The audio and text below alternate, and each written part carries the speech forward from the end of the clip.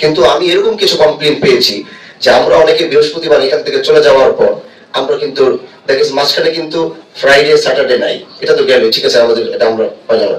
এখন সানডে থেকে যে আমরা অফিস শুরু করব 9টা বাজে, সেখানেও দেখি যে ওই দিনটাও কেমন যেন হেলা হেলা করতে করতে ওই দিনটাও নষ্ট হয়ে যায়।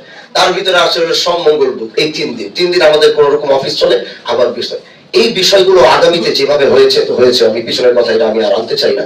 কিন্তু আমি কিন্তু ওই যে বললাম যে আমি ঢাকা থাকি না, আমি দেশে থাকি। আমি কিন্তু এখন আমার কাজই হচ্ছে, কারণ মানুষ আমাকে এখানে বসিয়েছে এই আমানত গুলোকে রক্ষা করার জন্য। আমি এটা আমার ডিউটি থাকবে, এটা আমার ডিউটি থাকবে। আমি হুট করে আমি আপনার অফিসে আসবো, হুট করে আমি একটা স্কুলে যাব, হুট করে আমি একটা প্রাইমারিতে যাব, একটা ইয়েতে যাব, ঠাস ঠাস করে চলে যাব। যাওয়ার পর যদি আমি দেখবো যে সেইখানে আপনার রবিবার 9টা বাজে আপনার উপস্থিত থাকার কথা, আমি 8:55 হয়তো আমি সেখানে গিয়ে উপস্থিত থাকবো দেখার জন্য যে আপনি 9টা বাজে সেখানে আসেন কিনা, বা আপনি রাষ্ট্রীয় সেই দায়িত্বটা যেটা সরকার আপনাকে দিয়েছে আপনি সেটা ঠিক মতো পালন করছেন কিনা। যখন আমি 8:45 বা 8:55 থেকে দাঁড়ায় থাকবো 9টা বাজে, আমি দেখবো যে আপনি আসলে এটা যখন করবেন না, তখন কিন্তু আমার যে দায়িত্ব সেটা কিন্তু আমার করতে হবে, সেটা আমার বিকল্প কোনো রাস্তা থাকবে না। এজন্য এখন থেকে আমি প্রত্যেকটা সেক্টরে যে কোনো মুহূর্তে যে কোনো জায়গায় হুটহাট করে আমি যাব।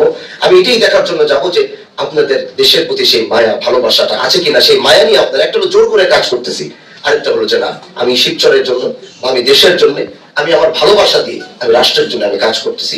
এই জিনিসটাই আমি আপনাদের কাছে দেখতে চাই।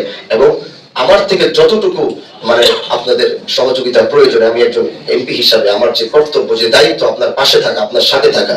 আমি আগেই বলছি আমার কাছে যেতে হলে কোনো ইয়ে লাগবে না, আপনার কোনো ভায়া হয়ে